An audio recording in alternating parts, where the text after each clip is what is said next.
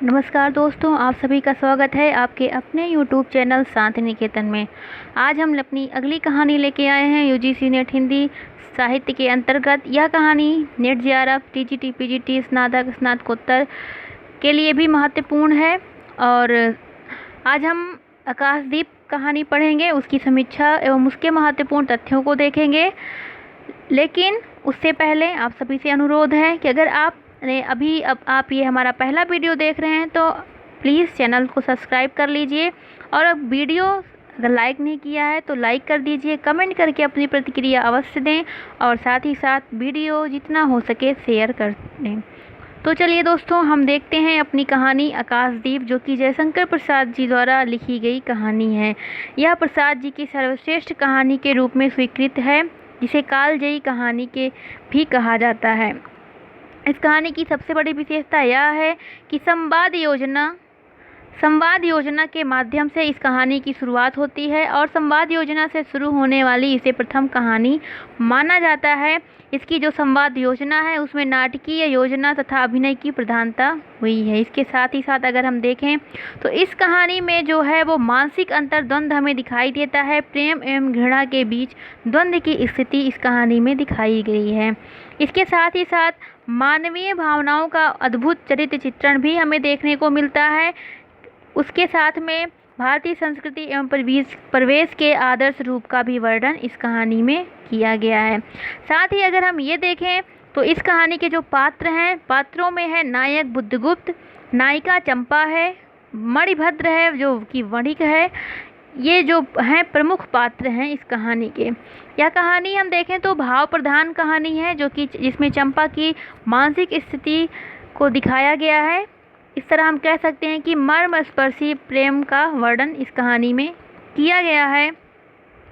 इसके साथ ही अगर अगला बिंदु अगर देखें इस कहानी का जो है इसकी समीक्षा के अंतर्गत, तो निस्वार्थ भाव से देश सेवा रानी के माध्यम से दिखाया गया है इस कहानी में।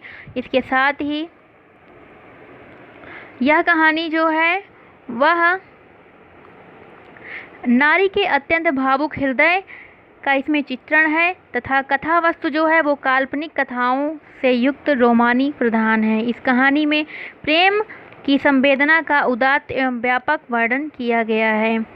प्राचीन भारत के अन्वेषक पर्यटकों के द्वारा विभिन्न प्रकार के द्वीपों और उपमहाद्वीपों की खोज जो होती है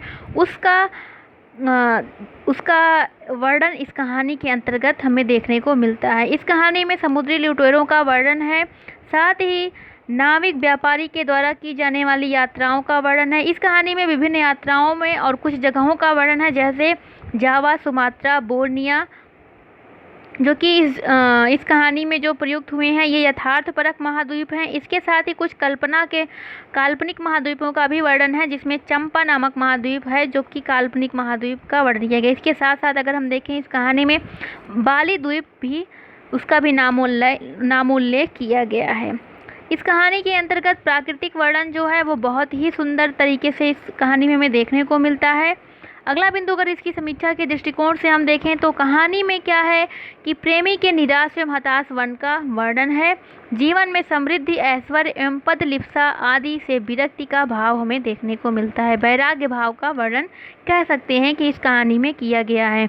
मानव मन के विभिन्न परतों का उद्घाटन इस कहानी में बहुत ही अच्छे ढंग से किया गया। साथ ही साथ जयशंकर प्रसाद जी की जो यह कहानी है आकाशदीप, इसमें मेरे नाविक धीरे धीरे जो कविता है उससे यह कहानी हमें प्रभावित होती दिखती है।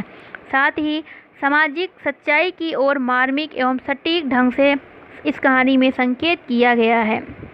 इसके अलावा अगर हम देखें तो यह जो कहानी है वह संस्कृत निष्ठ इसमें शैली का प्रयोग किया गया है। संस्कृत निष्ठ शैली का इस कहानी में प्रयोग किया गया है, और यह कह सकते हैं कि यह जो कहानी है यह आकाशदीप जयशंकर प्रसाद की बहुत ही महत्वपूर्ण कहानी है, सर्वश्रेष्ठ कहानी है, एक कालजयी कहानी के रूप में जानी जाती है।